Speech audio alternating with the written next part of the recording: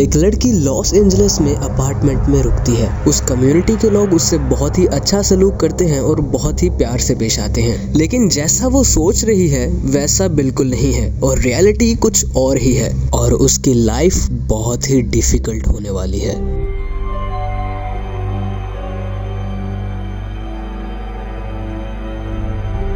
दोस्तों, आज की वीडियो में मैं एक हॉरर थ्रिलर फिल्म को एक्सप्लेन करने वाला हूँ। इस फिल्म का नाम है 1BR या आप इसको अपार्टमेंट 1BR भी कह सकते हैं। इस फिल्म को IMDb पर 5.8 स्टार्स आउट ऑफ 10 मिल चुके हैं और रॉटन टोमेटोज पर इट्स 87% फ्रेश। दोस्तों, इस फिल्म को मैं दो अलग अलग पार्ट्स में एक्सप्लेन करने वाला हूँ। ये इस मूवी का पार्ट 1 है और अगर आप इस वीडियो पर ज्यादा से ज्यादा प्यार दिखाते हो तो मैं इसका पार्ट 2 जरूर लेकर आऊंगा। तो बिना अपना वक्त ज़ाया किए हम चलते हैं अपनी मूवी की एक्सप्लेनेशन की तरफ। तो अपने पॉपकॉर्न्स थाम लो and here we go.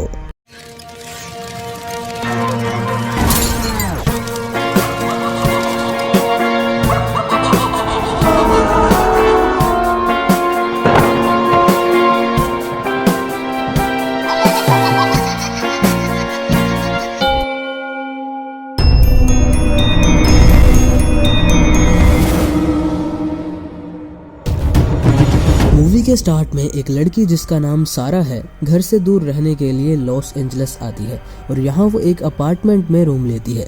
Room की रजिस्ट्रेशन के लिए वो अपनी इन्फॉर्मेशन एक जेरी नामी बंदे को देती है। वो उससे एक फॉर्म भी फिल करवाता है जिस पर वो उससे पूछता है कि क्या उसके पास कोई पेट एनिमल है, क्योंकि अपार्टमेंट में पेट्स रखना बिल्कुल मना था और ये कम्युनिटी गाइडलाइंस के खिलाफ था। जिस पर सारा उससे कहती है कि उसके पास कोई पेट एनिमल नहीं है। वो शख्स उससे मजीद पूछता है कि वो लॉस एंजलिस क्यों आई, जिस पर सारा कहती है कि वो एक नई जिंदगी का आगाज करना चाहती है, इसीलिए उसने शहर का रुख किया। सारा को यहाँ एक रूम की दीवार पर कुछ निशान नजर आते हैं, जैसे किसी ने दीवार को खरोच कर दोबारा से ठीक किया हो। ये रात वो एक मोटल के रूम में गुजारती है जहां हम देखते हैं कि सारा के पास एक पालतू बिल्ली है। मतलब उसने फॉर्म में झूठ कहा था और वो चोरी से अपनी बिल्ली अपार्टमेंट में रखना चाहती है। अब उसे अपने फादर की कॉल आती है जो उसे घर वापस आने को कहते हैं, लेकिन सारा वापस नहीं जाना चाहती थी और कहती है कि उसे जॉब मिल चुकी है। दरअसल सारा अपने फादर से नाराज होकर लॉस एंजलिस आई थी और अब वो अपनी जिंदगी इंडिपेंडेंट होकर गुजारना चाहती थी।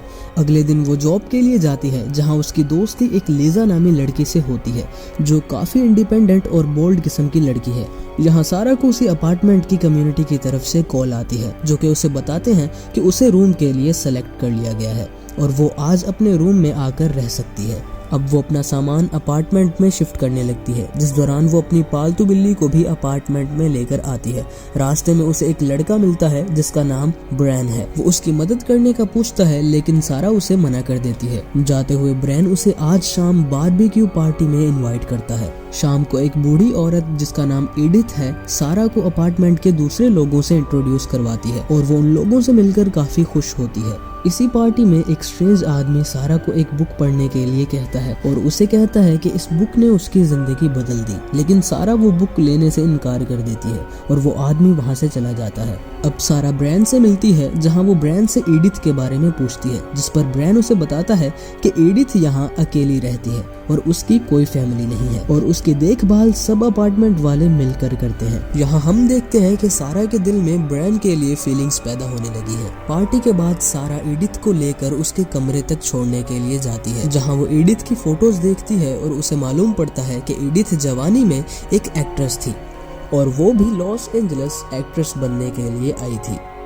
सारा अपने साथ एक सिलाई मशीन भी लेकर आई थी क्योंकि वो एक फैशन डिजाइनर बनना चाहती थी और वो लॉस एंजलिस यूनिवर्सिटी में हायर स्टडीज करना चाहती थी। दोस्तों, सारा सोने के लिए स्लीपिंग पिल्स का इस्तेमाल करती है, लेकिन यहाँ आने के बाद वो सारी पिल्स यूज कर चुकी थी। अब वो एक रात पिल्स लिए बगैर ही सो जाती है और उसे रात को तरह तरह का शोर सुनाई देता है जिसकी वजह से वो सो नहीं पाती। अगली रात वो अपने कानों में ईयरबड्स लगाकर सोती है, लेकिन उसे फिर से अपने रूम में किसी की हरकत महसूस होती है, जिस पर वो चेक करने के लिए उठती है और वो देखती है कि उसके रूम का दरवाजा खुला हुआ है और वो फौरन से दरवाजा बंद कर देती है। उसे बाहर से किसी के चलने की आवाज आती है और वो देखती है कि बाहर एडिथ स्लीप वॉक कर रही है। सारा बाहर जाकर एडिथ की मदद करती है और फिर से उसे उसके रूम में छोड़कर आती है, जहां वो देखती है कि एडिथ भी वही बुक पढ़ती है जो उसे वो स्ट्रेंज आदमी दे रहा था। वो एडिथ से उस क्रीपी आदमी के बारे में पूछती है, जिस पर वो बताती है कि उसका नाम लेस्टर है और कुछ साल पहले वो अपनी बीवी को खो चुका है जिसे कैंसर था। अब रात को फिर उसे अपार्टमेंट का शोर सोने नहीं देता। अगली सुबह उसके रूम के दरवाजे के नीचे से कोई लेटर पास करता है, जिस पर उसे धमकी देते हुए लिखा गया था कि अपार्टमेंट में पेट्स रखना बिल्कुल अलाउ नहीं है, लेकिन फिर भी उसने रूम में एक पेट रखा हुआ है। ये पढ़कर सारा डर जाती है और उसे लेस्टर पर शक होने लगता है। अगले दिन वो अपनी दोस्त लिजा को अपने अपार्टमेंट पर लेकर आती है और यहाँ लिजा ब्रैन से भी मिलती है। सारा लिजा से शेयर करती है कि वो लॉस एंजलिस एक नई जिंदगी का आगाज करने आई है। सारा लिजा से ये भी पूछती है कि वो इतनी कॉन्फिडेंट और बोल्ड कैसे है, जिस पर लिजा उसे बताती है कि वो हमेशा ये बात याद रखती है कि दिस इज माई लाइफ, ये मेरी जिंदगी है और इस पर किसी और का कंट्रोल नहीं हो सकता। और लिजा सारा को एडवाइस करती है कि उसे भी यही बात याद रखनी चाहिए। इसी रात सारा सोई हुई होती है कि उसे एकदम से बहुत तेज बदबू आने लगती है, जिस पर वो उठकर चेक करती है। वो देखती है कि कमरे के बाहर ओवन में कोई चीज जल रही होती है और ओवन के ऊपर वही वार्निंग लेटर होता है जिस पर लिखा गया था पेट्स आर नॉट अलाउड। जब सारा ओवन ओपन करती है तो वो अपनी पेट कैट को आग में जला हुआ पाती है और वो काफी डर जाती है। इसी दौरान सारा के पीछे से कोई गुजरता है। सारा मुड़कर देखती है लेकिन उसे वहाँ कोई नजर नहीं आता।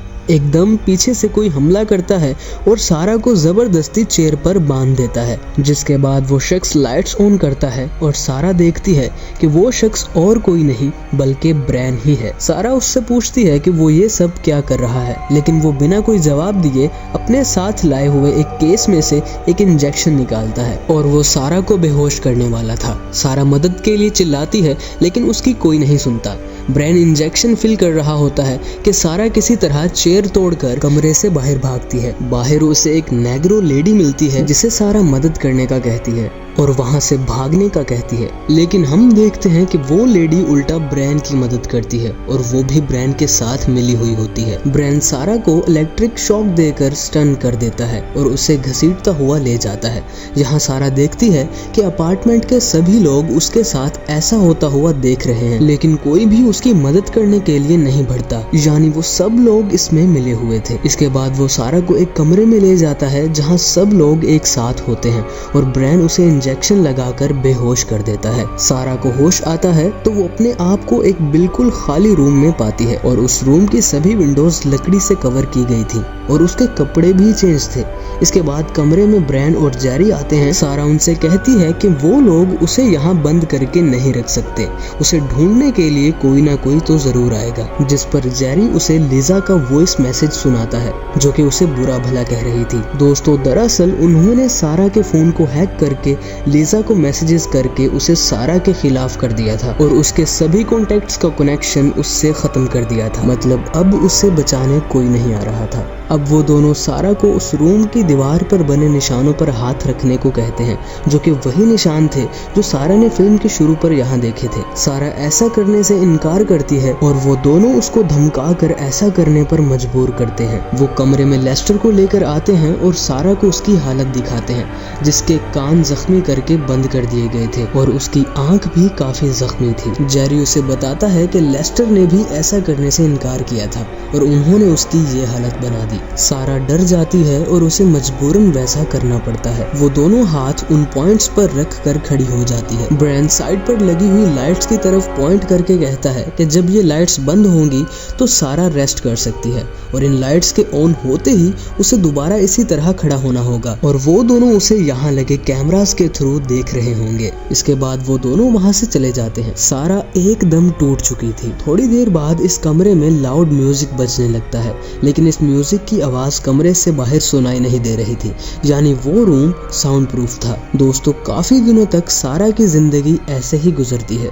लाइट्स ऑन होने पर वो दीवार के साथ खड़ी रहती है और ऑफ होने पर वो रेस्ट करती है, जिस दौरान उसे खाना दिया जाता था। अब एक दिन एडिथ उसे मिलने के लिए इस रूम में आती है, जो उसे बताती है कि वो भी इसी प्रोसेस से गुजर चुकी है यही नहीं बल्कि अपार्टमेंट के सभी लोग इस प्रोसेस से गुजर चुके हैं। सारा कहती है कि ये तो सरासर पागलपन है, लेकिन एडिथ उसे जवाब में कहती है कि पागलपन ये नहीं बल्कि पागलपन अपनी फैमिली को चंद फजूल ख्वाहिशात की वजह से छोड़ देने को कहते हैं। और ये बात डायरेक्ट सारा को टारगेट करती थी। एडिथ उसे मजीद कहती है कि ये जो कुछ भी किया जा रहा है उसकी बेहतरी के लिए है और वो जितना जल्दी इस सब से हार मानेगी उतना ही जल्दी वो यहाँ से निकल पाएगी। सारा मजीद कुछ दर्दनाक दिन गुजारती है और हार मान लेती है, लेकिन ब्रैन और जेरी फिर से कमरे में आते हैं और उसे वैसे ही खड़ा होने को बोलते हैं। सारा इस सब से काफी थक चुकी थी, लेकिन फिर भी वो बिल्कुल वैसे ही दोबारा खड़ी हो जाती है। लेकिन इस बार ब्रैन अपने केस में से हथौड़ी निकालता है